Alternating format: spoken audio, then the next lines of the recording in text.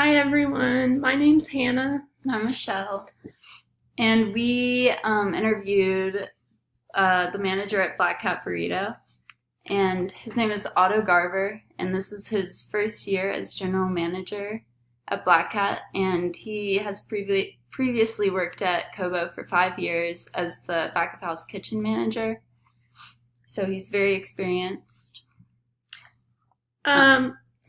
Something that led Otto to this position was that he's been working in the food industry for a really long time, like 16 years, and he started out washing dishes, but he worked hard and he formed a lot of connections, and now he's where he is today. And when he worked in the back, he used to keep a really toxic attitude. He didn't help anyone. He just plugged in his music and was secluded all the time. And he finally realized that that wasn't helping himself, that wasn't helping anyone else. So he decided to turn that around and use it for good. So now he can put on a smile and help everyone and just be a positive influence. And we also asked him, how would you describe your managing style? And he said that it's open, available, and always with helping hands. And he also mentioned how he recognizes that he is like an authority figure, like he's the manager, but he also wants to make sure that his employees feel like they can talk to him like as a coworker, as a friend, and he just doesn't like coming off as like being the superior, which could be a problem, but we talk about that later. Also, from what I've noticed, I've actually worked at Black Cat, and he is always at Black Cat. He's always helping either cook food in the back of house or helping the front of house run food or with the register. And he says that having a manager that is always available physically and mentally is the key to a successful restaurant. So, yeah. The next question we asked him was what his strengths and weaknesses were. And some of the strengths that he said were that he's always there for his employees, whether it's during work or outside of work. He just makes himself readily available to them.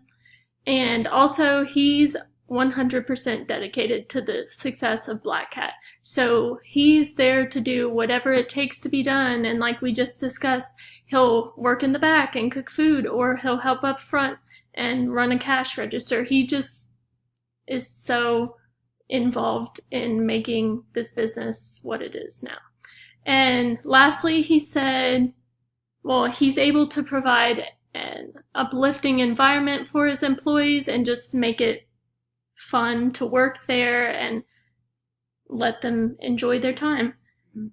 And like we mentioned earlier, one of the weaknesses in his management style is that since he does put himself on the same level as everyone else, sometimes there's no sense of superiority when there should be. So sometimes it might be hard for his employees to take him seriously.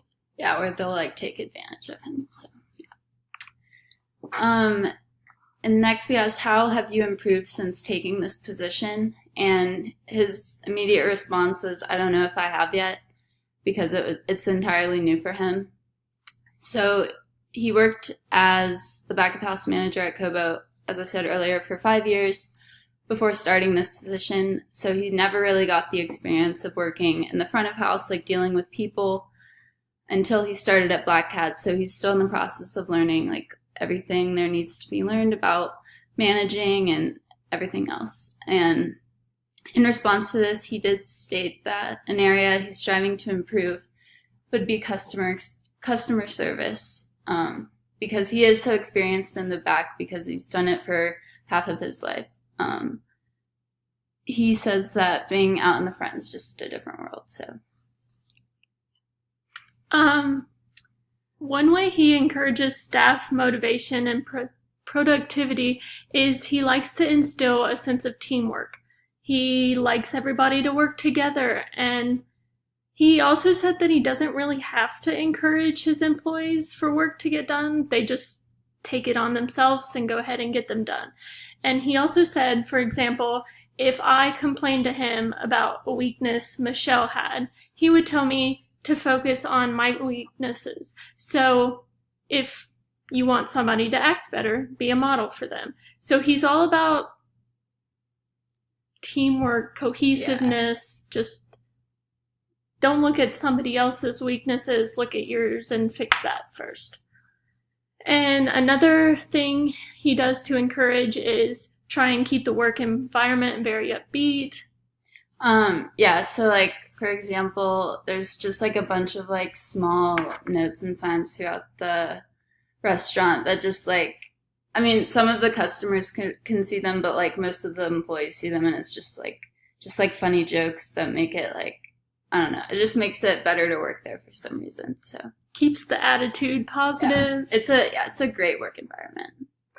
And lastly, he said that he tried not to think of this manager position as a burden because he's worked in other restaurants where the managers he's worked under viewed it as a burden, and it just wasn't a good experience for him.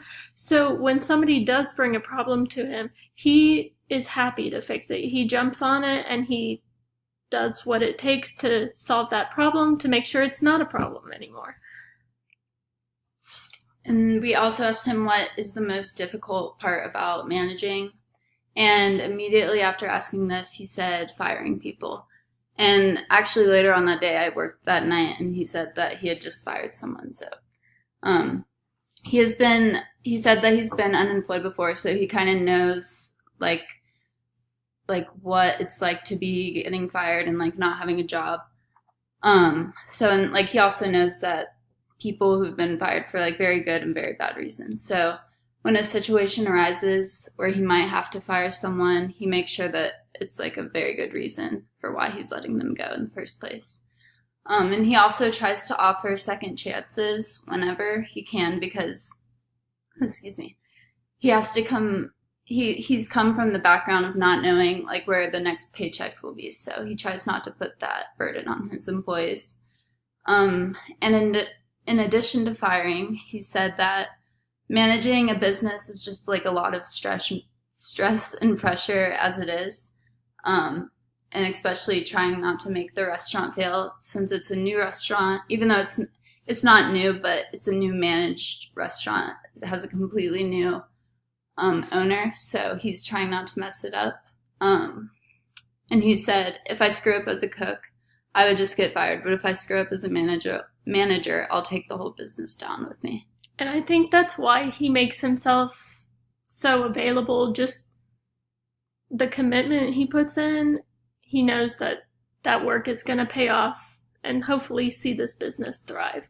Yeah. So lastly, we asked him if he saw himself in this position for a long time, and he responded with, yeah, he's probably going to die there.